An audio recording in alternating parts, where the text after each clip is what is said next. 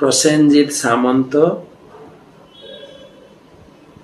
হ্যাঁ, হরে কৃষ্ণ মহারাজ, এই জড় জগতের প্রকৃত মঙ্গলকারী ব্যক্তিকে কে, মঙ্গলকারী ব্যক্তি কে এবং বা কারা, দয়া করে বলেন।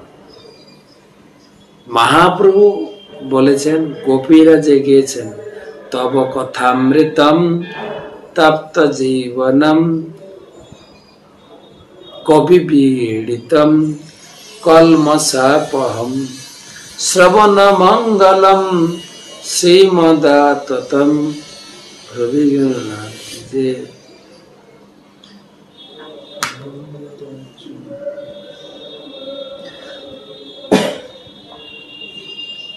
মহাপ্রভু বললেন, এই জগতে যিনি কৃষ্ণ ভক্তি প্রদান করেন তিনি হচ্ছেন সর্বশ্রেষ্ঠ দাতা। আর ভগবানও বলেছেন গীতায়, নচ তস্মাৎ মনুষ্যেষু কশ্চিৎ মে প্রিয় কীর্তম ভবিতা নচ তস্মাৎ অন্যতর ভবি। যিনি আমার বাণী প্রচার করেন তিনি হচ্ছেন আমার সব থেকে প্রিয় এবং জগতের প্রতি মঙ্গলকারী ব্যক্তি। পরবর্তী প্রশ্ন, স্নেহা বর্মা। প্রভু, আমার একটা কোশ্চেন ছিল, কৃপাপূর্বক যদি একটু বলেন, কর্ম কয় প্রকার? সবাই তো বলে 3 প্রকার, কর্ম, কর্ম, বিকর্ম। আবার অনেকে বলে সকাম কর্ম, নিষ্কাম কর্ম, ভাগবত কর্ম। প্রভু কোনটা সঠিক? সকাম কর্ম, নিষ্কাম, ভাগবত কর্ম? এটা শোনা যায় না। তবে কর্ম, অকর্ম, বিকর্ম সম্বন্ধে আলোচনা হয়েছে, এটাই সঠিক প্রশ্ন। কর্ম, অকর্ম এবং বিকর্ম। আর কয়টা প্রশ্ন আছে?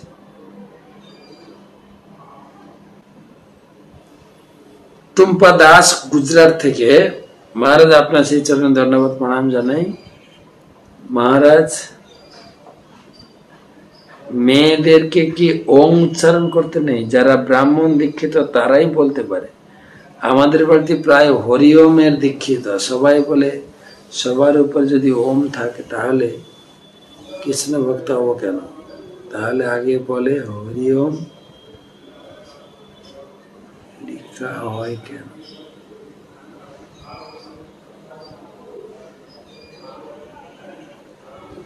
কি প্রশ্নটা বুঝে গেল না। আর আগে হরি ওম লিখা হয় কেন, তাই না? কি প্রশ্ন করতে চাইছে? ওম শব্দটি একটা হচ্ছে সম্বোধন পদ। হরি ওম, হরি হরি, এরকম কোন মন্ত্র শাস্ত্রে লেখা নেই হরি ওম। কেউ হয়তো বানিয়েছে। শাস্ত্রে হরি ওম তৎসৎ লেখা আছে, হরি ওম তৎসৎ, যেটা আমার গুরুদেব প্রায় বলেন, হরি ওম তৎসৎ মানে হচ্ছে সবকিছু হরির উদ্দেশ্যে অর্পণ করো। তার মানে এটা না হরি ওম তৎসৎ মন্ত্র শ্রেষ্ঠ। কলিযুগে তো একটাই মন্ত্র, হরের নাম, হরের নাম, হরের নামইব কেবলম কলৌ নাস্তেব্য নাস্তেব্য গতিরন। কলিযুগে একটাই মন্ত্র, হরে কৃষ্ণ কৃষ্ণ কৃষ্ণ হরে হরে, হরে রাম রাম রাম হরে। এই হরিনাম মহামন্ত্র যাও, ইহা বই আর না কহিবা মলাই। এই মন্ত্র ছাড়া অন্য কোন মন্ত্র জপ করবেন না। হরিওম, এই কথাগুলো নিজেদের বানানো।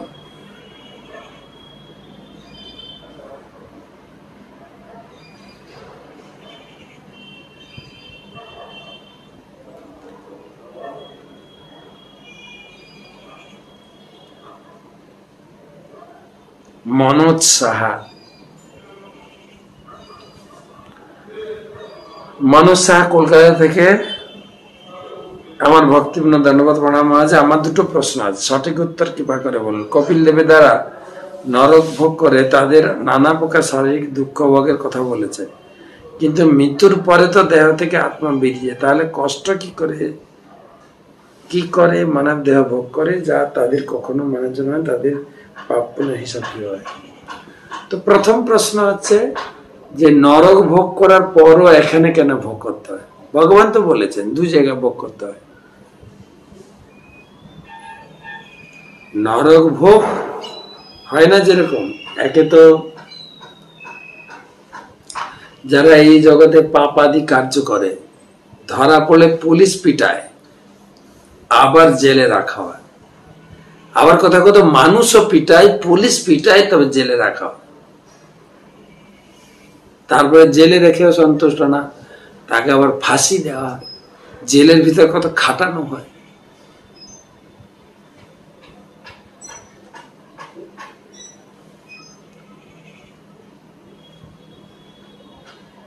লাস্ট প্রশ্ন, দীপ্ত